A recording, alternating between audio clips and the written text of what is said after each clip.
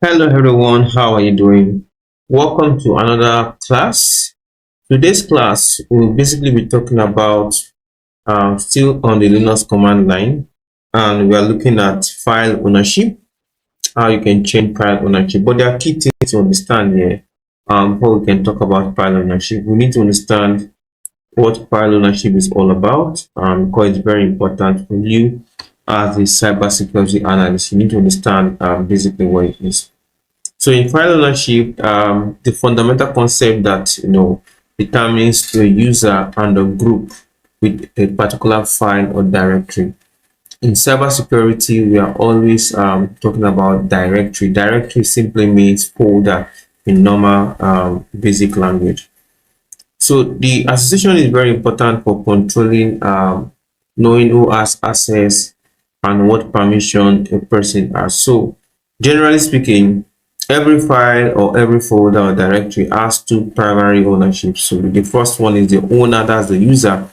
The user is the account that owns the file. That means the person that creates the file. When you create a file, you automatically become the owner of the file. Then we also have the fact that we have group of users that are associated with the file also. Those are they could have group ownership also that allows them to, multiple users to share a specific permission for a file. So you might not be the owner of a file, but you can also be a group owner of the file. It could be associated with a group.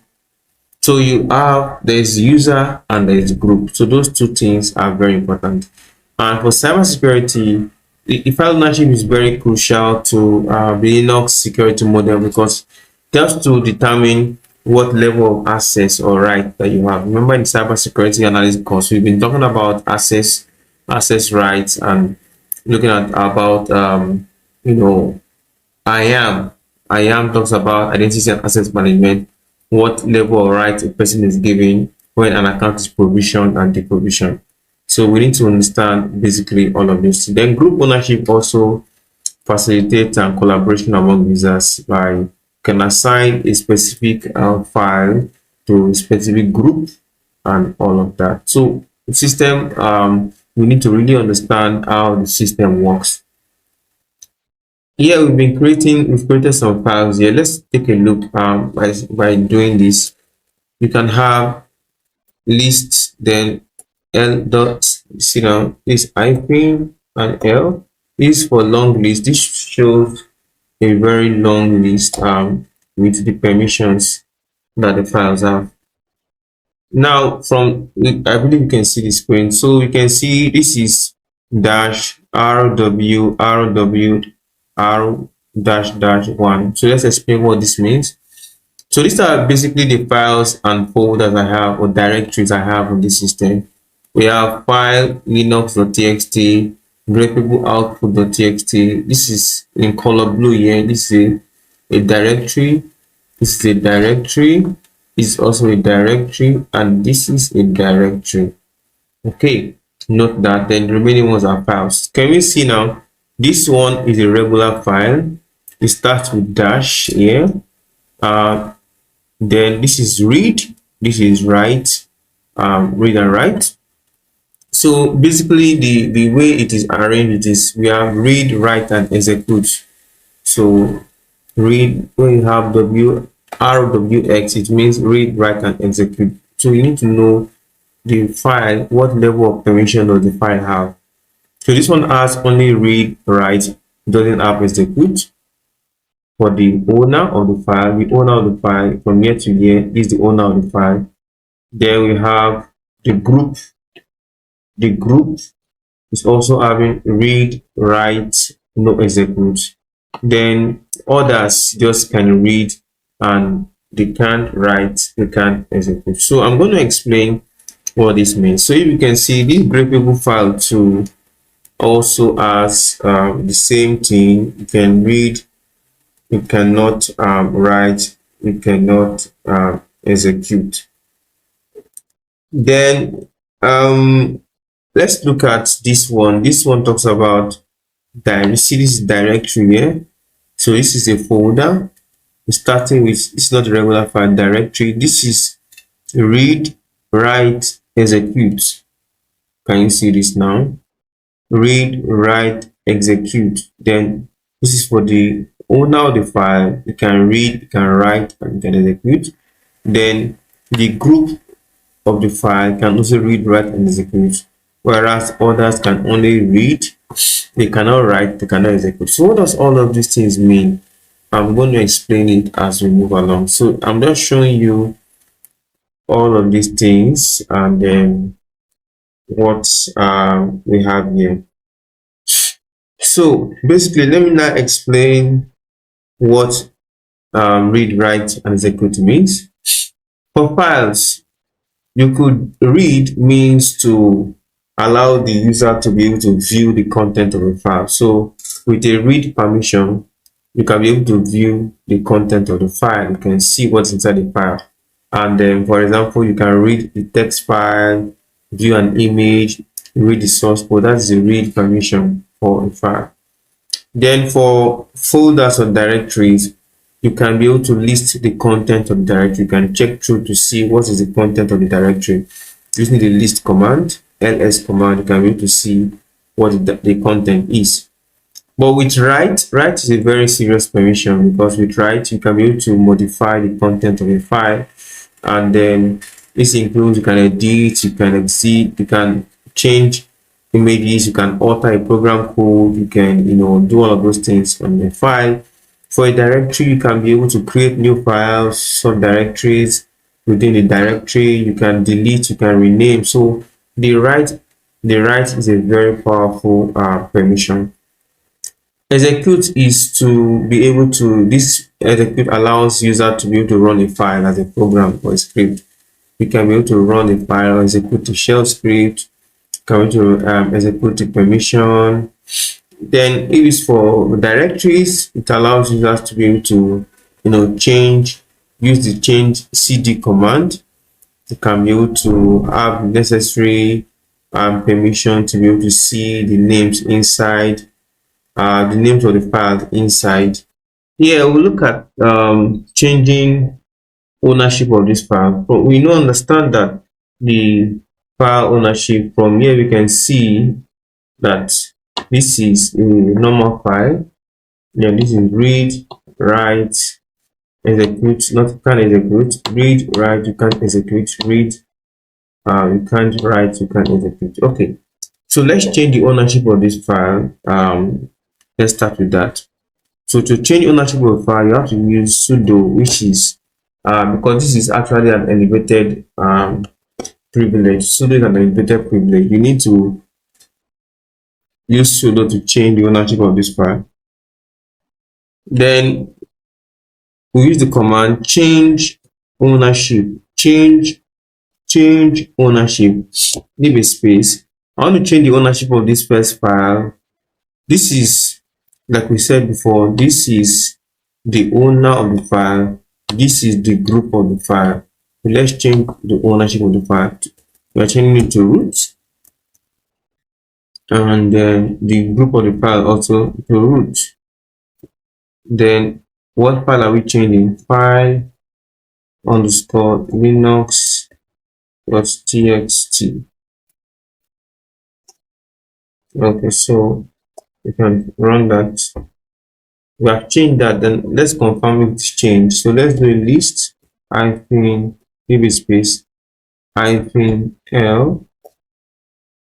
If you observe that this has changed, it's no longer DJC, that's give it now root, and look at it now, it has changed.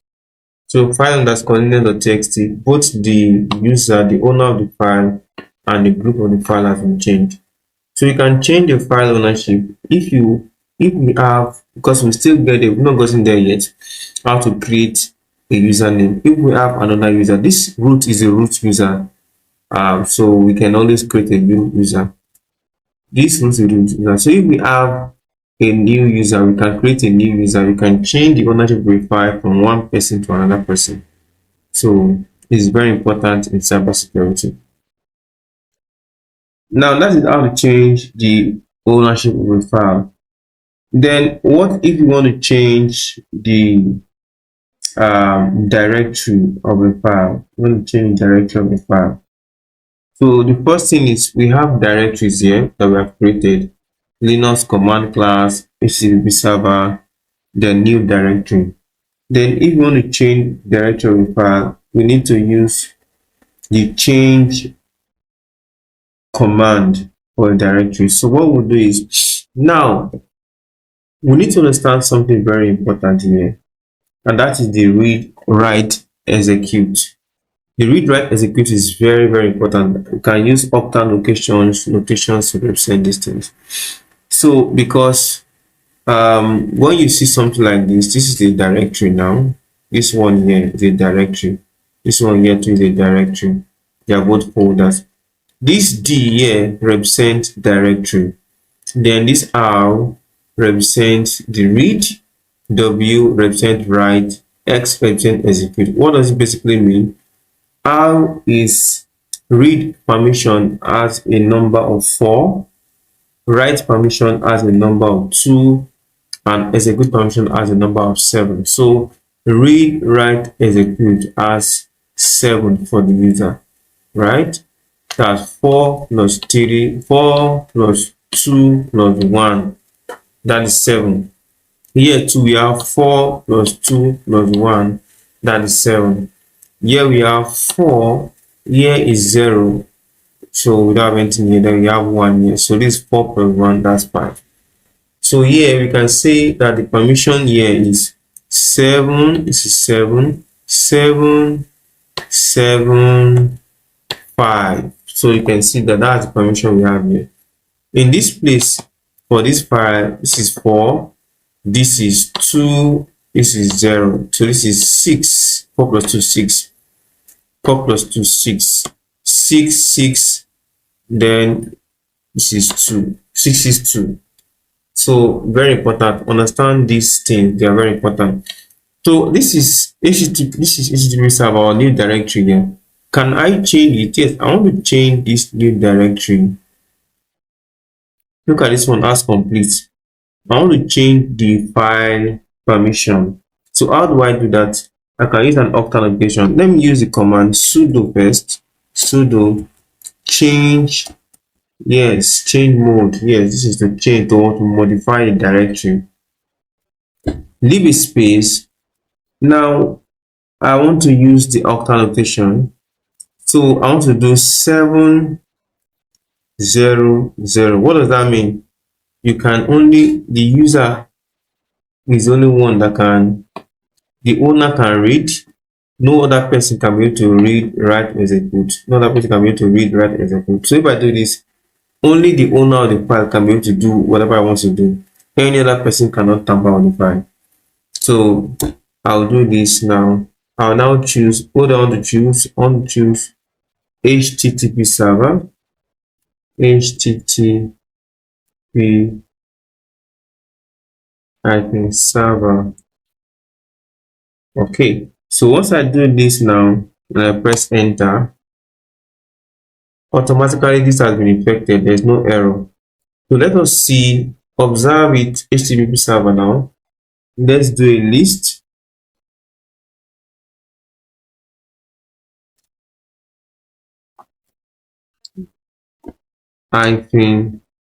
-L. Let's just check all true.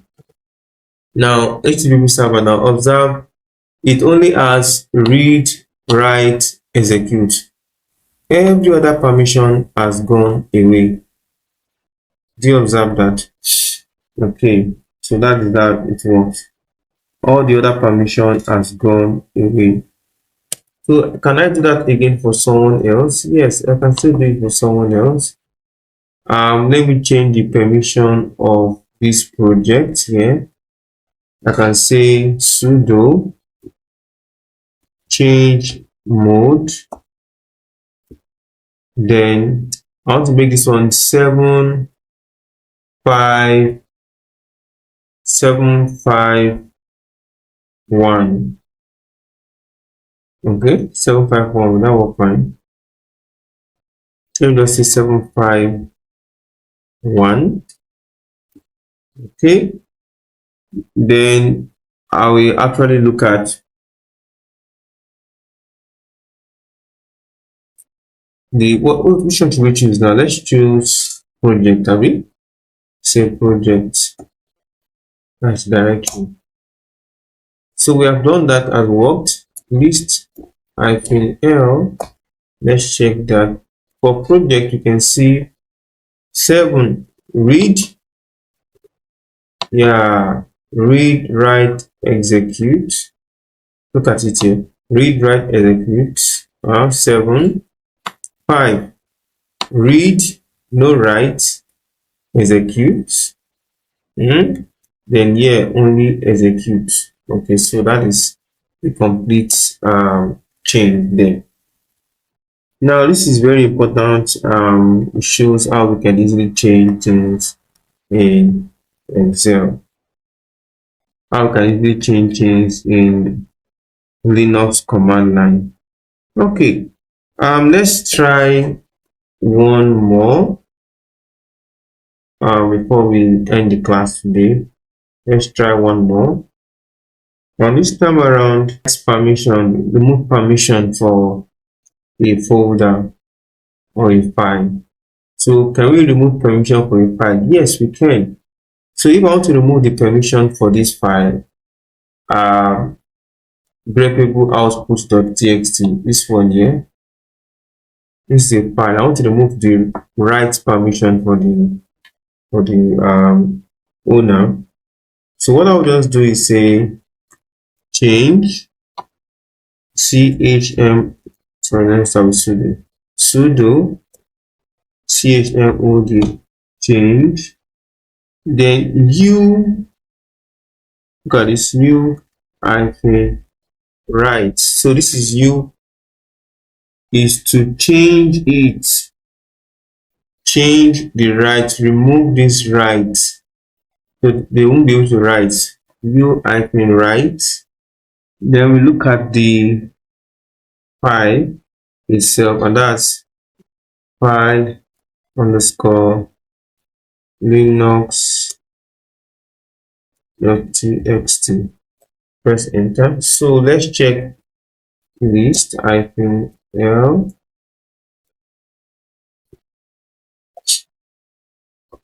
Now we can see file underscore, we use file underscore linux. Then we have removed the right for the user, the owner of we have removed this right for the owner. So just practice these things and